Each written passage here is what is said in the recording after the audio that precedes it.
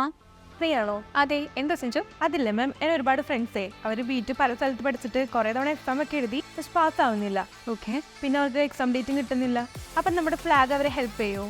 എന്ത് ചോദ്യം സിഞ്ചു? ബായിരിക്കും പറഞ്ഞു.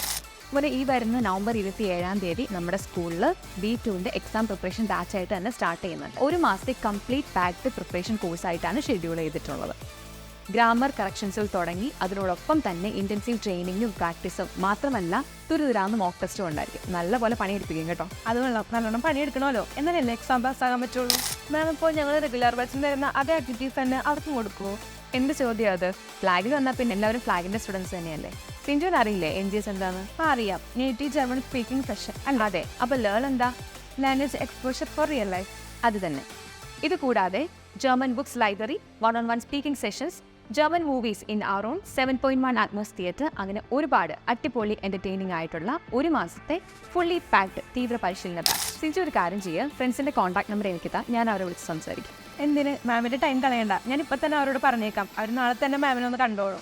മാം, അപ്പോൾ എക്സാം ഡേറ്റിൻ്റെ കാര്യം കൂടി ഒന്ന് സെറ്റാക്കാവോ? പിന്നെന്താ മോനെ, നമ്മളെ കൊണ്ട് പറ്റുന്നതൊക്കെ നമുക്ക് ചെയ്തു കൊടുക്കാം. ഓക്കെ, ശരി.